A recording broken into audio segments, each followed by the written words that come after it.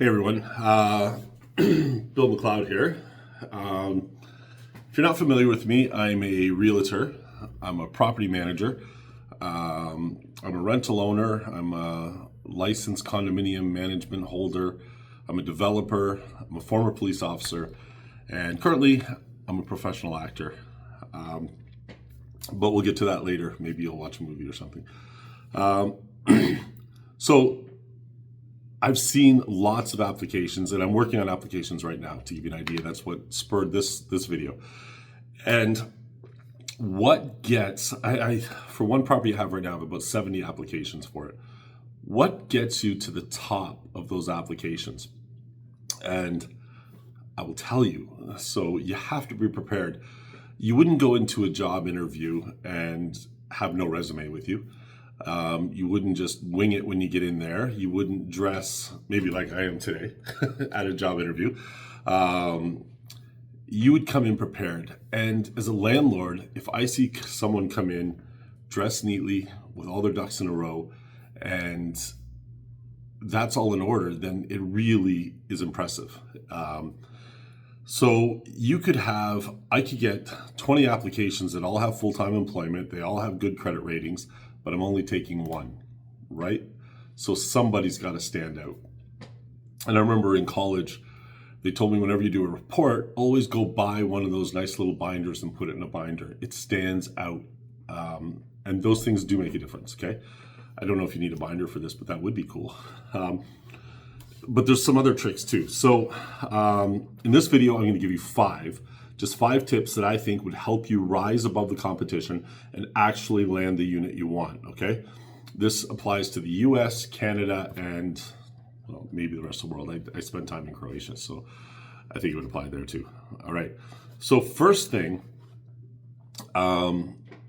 there's a lot of applicants trying to rent out there.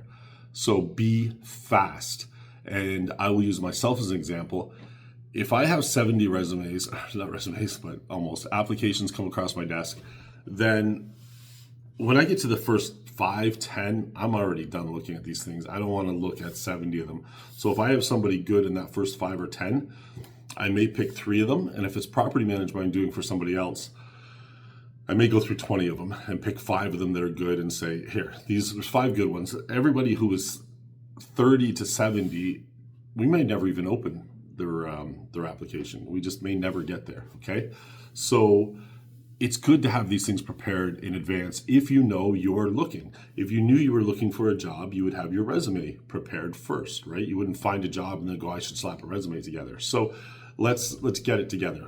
This is for people who really want a place. And sometimes you want a special place, right? You want that very specific place. Okay, so speed matters. Landlords usually shortlist something quickly that they need rented quickly, and the quicker it is, the better. Okay, so I'm doing some work for a landlord right now who wants it by the end of the month. Okay, so that's time, but today's the 6th, so we would like to get this done in the next 4 days. So the quicker, the better. Okay, so let's give you an example. A landlord posts a 3-bedroom townhome, 25 inquiries in 24 hours. The first 5 with full documentation, everything they need, will get a showing. The rest, probably ignored, okay? Then if those first 5 are no good, then we'll see, but we're looking at their docs and they're already good. So I'll give you an example again.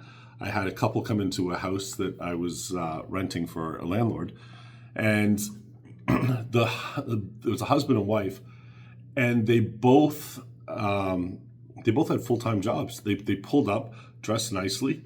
They both had full-time jobs. Remember, you're not supposed to judge, but you are judging. Just like a job interview, you're judging who's going to be best for your company. And I know we can talk human rights and stuff, but this doesn't cross that line. You're looking for the best person to live in your house who's going to help appreciate the value of your house and not depreciate it. And you're looking for someone who's going to pay rent, and that's what you're looking. Now, perception is going to be everything. If your perception isn't there, it's not going to help you, okay? So it's got to look good. So have your photo ID ready if you can. Have a job letter with pay stubs. And so pay stubs from your job and a job letter saying how long you've worked there and that you are gainfully employed, full-time, part-time, 3/4 time, whatever it is. If you have the previous landlord's contact information, beautiful. If you have a letter from them, even better. If you can bring your own credit report that's very current, that's great. So if you send a clean professional email with all your documents attached within 30 minutes of a showing, guaranteed you're in the top 10, okay? Top 10%. So if there's only 10, you're 1, okay? Present yourself like a pro. You want to live in somebody's house, okay? So this isn't a job interview, but it kind of is.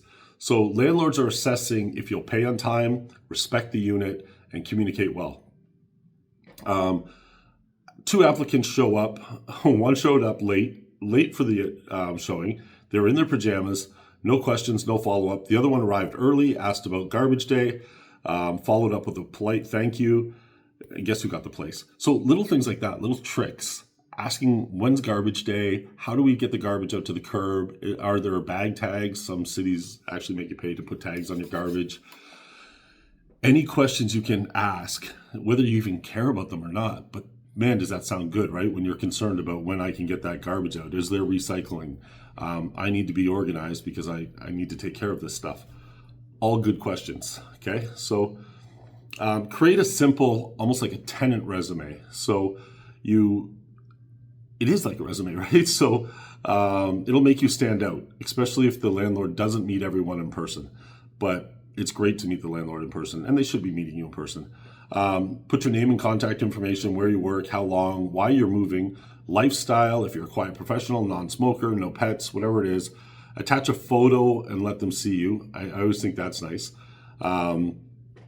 Bonus, attaching a photo lets them see that you're a real person, a reliable person, right? Here's another tip. If you have a pet, include like your pet resume. So there's nothing wrong with saying I have a small dog. I have a letter from my past landlord. If you lived in a semi, the neighbor, they wrote you a letter. This is good stuff, right? And landlords like to see this stuff. You want to seem safe for the landlord, okay? Now, controlling the screening process. Waiting for the landlord to run a credit check, whatever, beat them to it. Get this stuff for them. You can use Front Lobby, you can use Equifax, My Rental in the US. Front Lobby is a Canadian one more. Equifax or My Rental in the US. Pull your own credit report and send it with your application. Some places, if you're a member, you get them for free. Sometimes I think you pay a few bucks and you can get your credit report. There was a tenant once who sent a full credit report, pay stub, rental references, pet records, all organized. There was nothing I had to do except for say, you're not lying to me in any of this stuff, right? Clean labeled PDF files also go a long way. Show you're organized, landlords love it.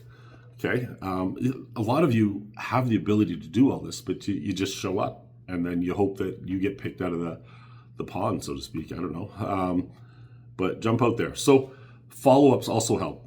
After the showing, don't ghost the landlord and assume they'll get back to you, okay? Sometimes we forget, I have 70 applicants. Sometimes I forget or lose somebody because there's so much going on, right? Send a quick little note, something like, thank you for showing the unit. I'm very interested. I've attached all my info again, just in case.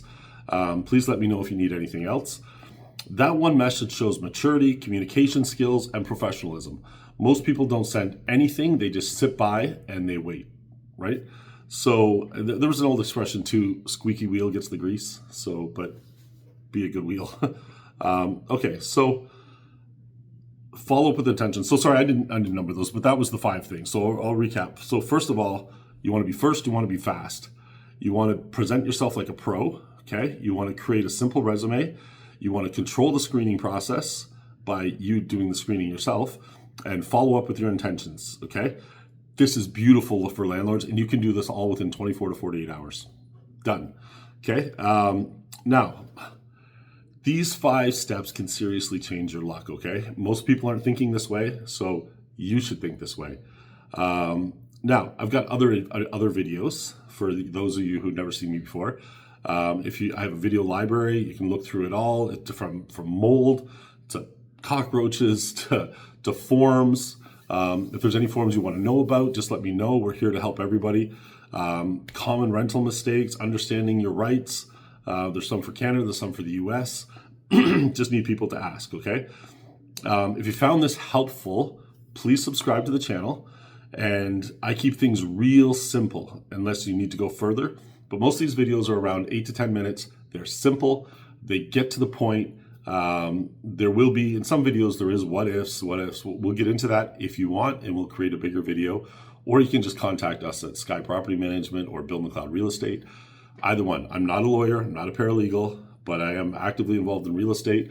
I am a landlord. I have studied law and contract law specifically, and I've been a police officer for a long time, not now. And holy, yeah, so a lot on the go there. So drop a comment if you like these ideas, or if you have any ideas for anybody else that you think should be with those 5, and maybe from your own experience, something that really helped you, right? So, and it never hurts to ask a landlord, hey, I didn't get it. Is there a reason why I didn't get it? Or is there a reason why another person got it? And you might hear one of these 5 tips in there that they did that kind of stuff, okay? So thanks for watching. Good luck. Get your dream place, and I hope this helps. Thank you.